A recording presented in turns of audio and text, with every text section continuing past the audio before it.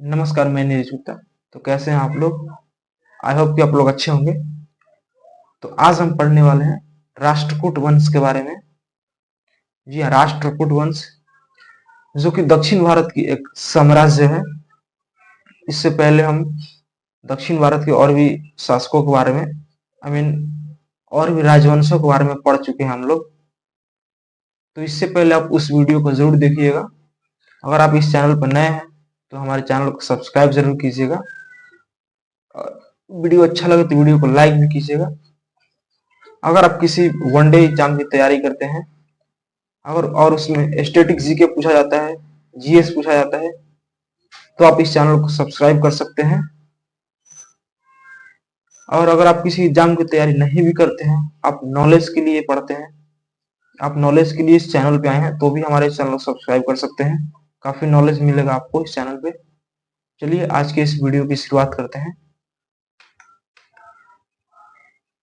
राष्ट्रकूट वंश जो है दक्षिण भारत की एक साम्राज्य है, जिसने 735 ईस्वी से 982 ईस्वी तक शासन किया था।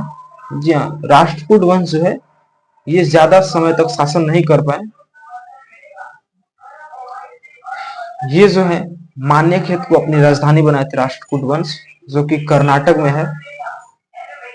इन्होंने दक्कन का जो पठार है, उस दक्कन के पठार पर अपना प्रभुत्व जमाए थे, यानी कि अपना वहां शासन जमाए हुए थे, कब्जा जमाए हुए थे। ये जो है कला, संस्कृति, धर्म, राजनीति और भी बहुत सारी चीजों में अपना महत्वपूर्ण योगदान दिए हैं। हम जिस दिन से दक्षिण भारत के बारे में पढ़ रहे हैं, आप लोग एक चीज नोटिस किए होंगे, कला। जी हाँ, दक्षिण भारत का लगभग हर राजवंश जो है कला में काफी निपुण थे, माहिर थे, कला में काफी इंटरेस्ट लिया करते थे। ये जो है ये भी कला में काफी निपुण है, कला में काफी इंटरेस्ट लेते हैं। चलिए जानते हैं कि इनकी उत्पत्ति कैसे हुई। राष्ट्रकूट की उत्पत्ति दक्कन क्षेत्र से हुई है। जी हाँ, राष्ट्रकूट वंश की उत्पत्ति दक्कन क्षेत्र से हुई है, जिन्हें हम दक्कन का पठार भी कहते हैं। इनके नाम का उल्लेख 7वीं शताब्दी के ताम्रपत्रों में मिलता है। जी, अगर आपको इस वंश के बारे में जानना है तो आपको 7वीं सदी के जो बुक है ताम्रपत्र, उसमें आपको ये चीजें मिलती है। इनकी स्थापना के बारे में जानते हैं। इनकी स्थापना जो है दंती दुर्ग द्वारा किया गया था। दंती दुर्ग जो है इसके पहले शासक थे और इन्होंने इसकी स्थापना 735 ईस्वी में की थी और राष्ट्रकूट साम्राज्य की नींव रखी थी, राष्ट्रकूट साम्राज्य बनाए थे। उन्होंने चालुक्य वंश को हराकर इस साम्राज्य की स्थापना किए थे। जी हाँ, चालुक्य वंश भी काफी फेमस है, जो कि दक्षिण भारत का ही है, और उन्होंने ही इस साम्राज्य को हराए थे, यानी कि चालुक्य वंश को दंती दुर्ग हराकर एक नए साम्राज्य का स्थापना किए थे।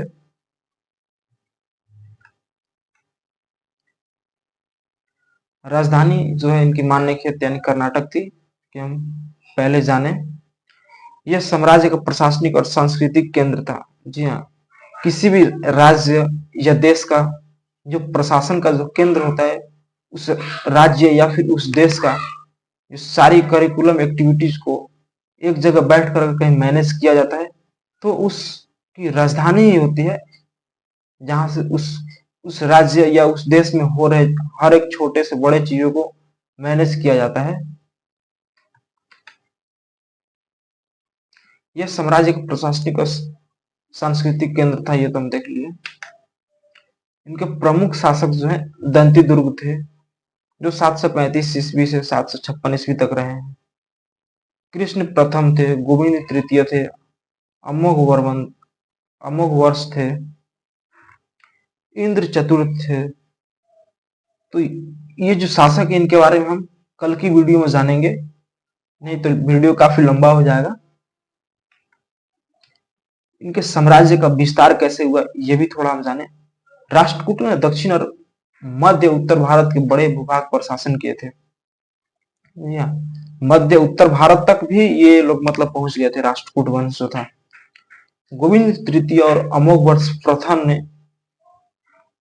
इस साम्राज्य को एक अलग लेवल पर पहुंचाए। इनके शासन काल में ये साम्राज्य काफी विकसित हुआ, इस साम्राज्य काफी विस्तार हुआ। इनकी राजनीति क्या थी, इनकी राजनीति के बारे में भी जानते हैं। कि किसी भी राज्य या देश को चलाने के लिए अर्थव्यवस्था के साथ साथ उसका राजनीतिक भी सही चाहिए होता है। किस कूटनीति के तहत, किस पॉलिसी के तहत, किस पॉलिटी के तहत इस चीज को चलाया जाए। राष्ट्रकूट साम्राज्य ने उत्तर और दक्षिण भारत के बीच सेतु का कार्य किया। जी हाँ, मतलब दक्षिण भारत और उत्तर भारत में क्या हो रहा है, कैसे हो रहा है, दोनों की जो संस्कृति है, चीजें एक जगह से दूसरे जगह लेकर जाना, या फिर दोनों को मिलाव कराने में जो है इस वंश की काफी बड़ी भूमिका रही है। उत्तरी भारत में कोई शक्ति दक्कन में हस्तक्षेप नहीं कर सकी,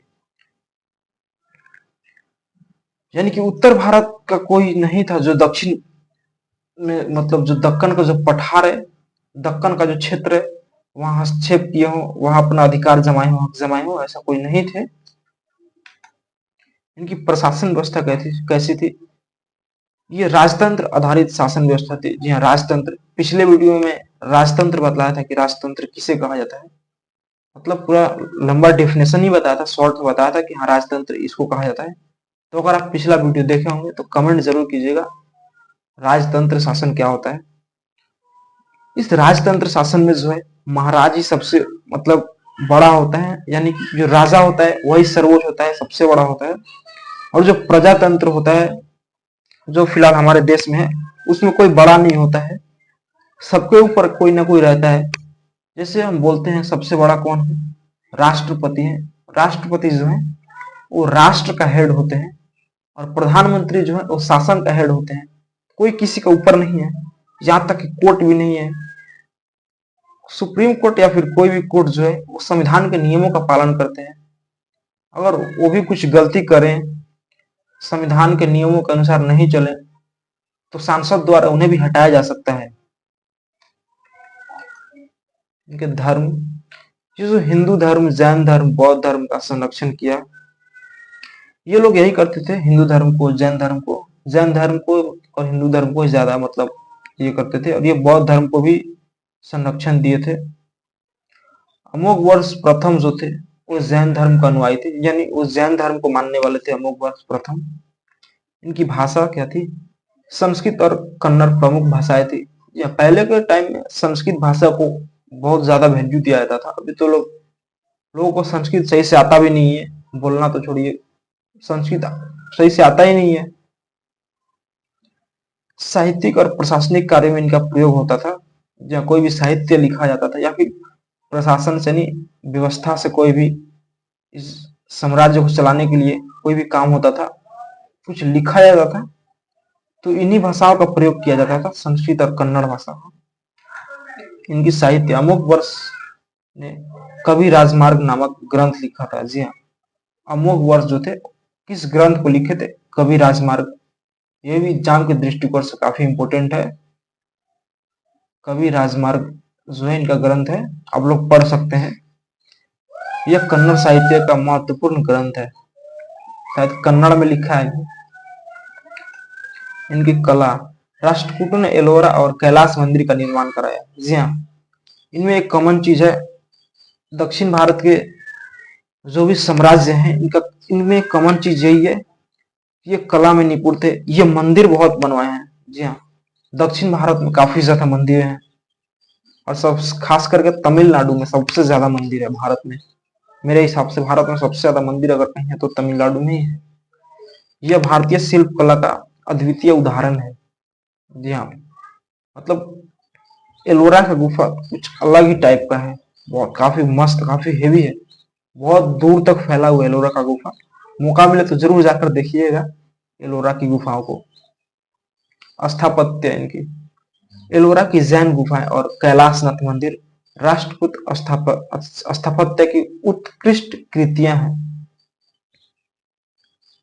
अच्छा, आप लोगों को थोड़ा कुछ एनिमेशन वगैरह नहीं दिख रहा होगा हमारे इस वीडियो में, या फिर कलर भी नहीं दिख रहा होगा, ब्लैक ब्लैक ही है सब कुछ, तो थोड़ा कुछ प्रॉब्लम आ गया था, इसलिए ऐसे ही पढ़ा दिए, क्योंकि उसको फिर एडिट करने बैठे तो शायद आज नहीं पढ़ा पाते, इसलिए ऐसे ही पढ़ा दिए। एलोरा की जो गुफाएं हैं, जैन गुफाएं, कैलाशनाथ मंदिर यानी कि भगवान शिव का मंदिर है, इस मंदिर की स्थापना जो है इन्हीं लोगों के द्वारा कराया गया था, यानी इसी राजवंश के द्वारा करवाया गया था। इनकी अर्थव्यवस्था क्या थी, इनकी इकोनॉमी क्या थी, कृषि और व्यापार पर आधारित था। जी हाँ, इनका जो मेन जो सोर्स था, इनकम का जो मेन सोर्स था वो कृषि था, खेती से आने वाला था, या फिर जो व्यापार करते थे देश विदेश से, उस पर आधारित था। यस, देश विदेश का बात हुआ, यानी समुद्री समुद्री व्यापार से भी राजस्व प्राप्त होता था, यानी कि बाहर से कोई सामान आता जाता था तो उससे काफी पैसा मिलता था, इनको रेवेन्यू मिलता था। इनकी शिक्षा, विद्या और धर्मशास्त्र का विकास हुआ। मतलब इनके समय में जो धर्म से जो संबंधित जो शास्त्र है, किताबें हैं, उनको लोगों ने ज्यादा पढ़ने की कोशिश की। उस बुक का, धार्मिक ग्रंथ बुकों का मतलब ज्यादा विकास हुआ, उसका फैलाव ज्यादा हुआ। जैन और बौद्ध मठ शिक्षा के केंद्र बने। संस्कृति, उत्तर भारतीय परंपराओं को दक्षिण में फैलाया। जी हाँ, मतलब उत्तर भारत का जो परंपरा था, कल्चर था, खान पान या फिर कोई भी चीज जो दक्षिण भारत के लोग नहीं जानते थे, तो वहां भी दक्षिण भारत के लोग भी इस चीज को जान लिए राष्ट्रकूट वंश के द्वारा। पहले हम जाने कि हाँ, ये जो है पुल का काम करता था, यानी वहां का कल्चर, संस्कृति, खान पान, रहन स्वभाव दक्षिण भारत का चीजें उत्तर भारत में लाए और उत्तर भारत की सारी चीजें दक्षिण भारत में ले गए। ये एक देश को सही तरीके से जोड़ने में काफी महत्व रखता है ये सारी चीजें। उत्तर भारतीय परंपराओं को दक्षिण में फैलाया। ये दोनों एक ही जैसा लिखा गया, डबल रखा। सैन्य शक्ति, यानी इनकी आर्मी क्या थी, इनकी जो आर्मी का जो ताकत था क्या था। गोविंद तृतीय ने उत्तर भारत तक विजय अभियान चलाया। राष्ट्रकूट सेना शक्तिशाली और संगठित थी। राष्ट्रकूट वंश की जो सेना थी काफी शक्तिशाली थी, शक्तिशाली होने के साथ साथ ये संगठित भी थी। कर व्यवस्था, यानी कि जो जो इनकम टैक्स वाला जो चीजें था, टैक्स का कैसा था, भूमि और व्यापार प्रमुख स्रोत थे। दान पत्रों और अभिलेखों से कर व्यवस्था का विवरण मिलता है। जी हाँ, मतलब जो जो दान पत्र है उस टाइम का, या फिर उस टाइम का जो अभिलेख है, जो लिखा हुआ है, उसमें ये सारी चीजें पढ़ने को मिलता है, देखने को मिलता है। उनका समाज कैसा था। समाज में हिंदू, जैन, बौद्ध धर्मावलंबी थे। जाति व्यवस्था विद्यमान थी उस टाइम पे। इस राष्ट्र का इस राजवंश का क्या महत्व रहा है। राष्ट्रकूट वंश ने भारतीय इतिहास में कला, साहित्य और संस्कृति को नई ऊंचाई दी। दक्षिण भारत का हर एक वंश जो है इस चीज में काफी निपुण था, मंदिर बनवाने में, कला में, साहित्य में। यह वंश उत्तर और दक्षिण भारत के बीच सांस्कृतिक सेतु बना दिया। जी हाँ, तो कल के वीडियो में हम इनका पतन के बारे में जानेंगे और इनका जो शासक है उनके बारे में जानेंगे बिल्कुल बढ़िया तरीके से। तो आज के लिए बस इतना ही। वीडियो अच्छा लगे तो वीडियो को लाइक जरूर कीजिएगा, और आज पढ़ाने में कुछ त्रुटियां हुई तो माफ जरूर कीजिएगा, माफ कर दीजिएगा, ठीक है। कल आगे आगे हम जानेंगे इनका पतन कैसे हुआ था और इनका जो शासक है उनके बारे में भी जानेंगे।